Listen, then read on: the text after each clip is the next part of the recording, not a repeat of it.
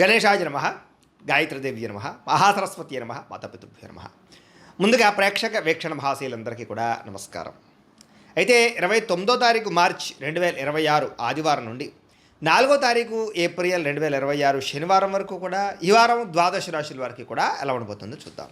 ఇక కర్కాటక రాశి వారి యొక్క ఫలితాలు. అయితే ఈ వారం మీ గోచార గ్రహగతులు కనుక చూసుకున్నట్లయితే కొంతమంది మిత్రులు కూడా శత్రువులా తయారవడము, నమ్మక ద్రోహాలు కనపడుతున్నాయి కాబట్టి జాగ్రత్త. ఆర్థిక పరిస్థితి అసంతృప్తికరంగా ఉంటుంది. రావాల్సిన డబ్బులు రాక విపరీతంగా ఖర్చులు పెరగడం మిమ్మల్ని మానసిక అశాంతికి కలగజేస్తాయని చెప్పొచ్చు. మిత్రులతో వివాదాలు, మాట పట్టింపులు ఉన్నాయి జాగ్రత్త. ప్రయాణాలలో తొందరపాటు ప్రయాణాల వల్ల ప్రమాదాలు ఉన్నాయి జాగ్రత్త. నిర్మోహమాటంగా మాట్లాడడం వల్ల, దురుసుగా కోపంగా మాట్లాడడం వల్ల కావలసిన వాళ్ళని, ప్రేమించిన వాళ్ళని దూరం చేసుకునే అవకాశం ఉంది జాగ్రత్త. క్రయ విక్రయాల్లోనూ లేదా రిజిస్ట్రేషన్ వ్యవహారాల్లోనూ ఎక్కువ జాగ్రత్త తీసుకోవాలి.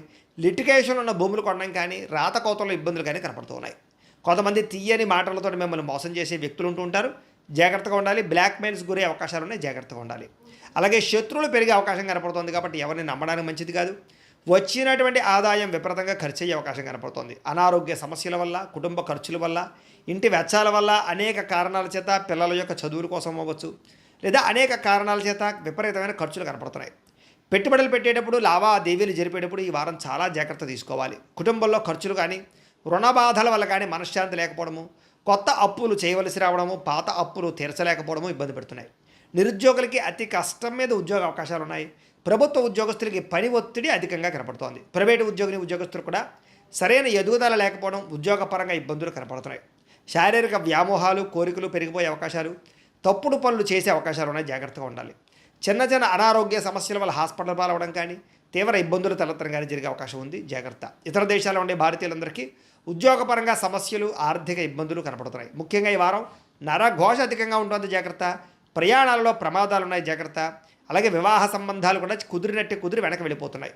అనవసరమైన గొడవల వల్ల ప్రేమికుల మధ్య, కావలసిన వారి మధ్య దూరం జరిగే అవకాశం కనపడుతోంది. భార్యాభర్తల మధ్య కూడా అనుమానపు ఆలోచనలు పెరగడం, గృహ నిర్మాణ పనులు ఆలస్యంగా జరగడం, ఖర్చులు పెరగడంతో పాటుగా బ్యాంకు లావాదేవీలన్నీ కూడా చికాకు కలిగిస్తున్నాయి. ఈ వారం ప్రయాణాల్లో తొందరపాటు ప్రయాణాల వల్ల నష్టం, వాహన ప్రమాదాలు ఉన్నాయి, జాగ్రత్తగా ఉండాలి.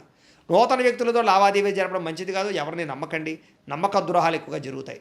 ప్రేమ వ్యవహారాలు కానీ లేదా ప్రేమ కలాపాలు కానీ పెద్దగా అనుకూలించడం లేదు. ప్రేమించిన వ్యక్తుల మధ్య అనుకోని వివాదాలు కనపడుతున్నాయి. విద్యార్థులు కూడా మీలో చక్కని టాలెంట్, ప్రతిభా, స్కిల్స్ ఉన్నా కూడా సరైన గ్రోత్ కనపడటం లేదు, లేదా అనుకున్న మార్కులు, ర్యాంకులు కనపడటం లేదు. ఉద్యోగస్తులకి అతి కష్టం మీద ఉద్యోగాల్లో ప్రమోషన్లు కనపడుతున్నాయి. ఉద్యోగం అంతా కూడా కత్తి మీద సాములాగా ఇబ్బందులు కనపడుతున్నాయి. స్త్రీలకి తరచూ అసహనానికి లోనవడం, విరక్తి ఆలోచన, నీరసము, నిస్సత్తుతో పాటుగా భర్తతో విభేదాలు, కుటుంబంలో కలహాలు కనపడుతున్నాయి. వ్యాపారస్తులకి పెట్టుబడుల దగ్గర లాభాలు అయితే కనపడటం లేదు, అంతంత మాత్రమే లాభాలే కనపడుతున్నాయి. కాబట్టి ఈ వారం అంతా కూడా తొత్తు జాగ్రత్తలు తీసుకోవాల్సిందిగా ఈ రాశి వారికి తెలియజేస్తూ, ఈ వీడియో కనుక మీకు నచ్చినట్లయితే కాస్త లైక్ చేయండి, అందరికీ షేర్ చేయండి. ఇంకా ఎవరైనా ఈ ఛానల్ కనుక సబ్స్క్రైబ్ చేసుకోవడం ఉన్నట్లయితే కనుక కాస్త సబ్స్క్రైబ్ చేసుకోవాల్సిందిగా మనస్ఫూర్తిగా ఆశిస్తూ, గోబ్రాహ్మణేభ్యః శుభమస్తు నిత్యం, లోకాః సమస్తాః సుఖినో భవంతు. స్వస్తి.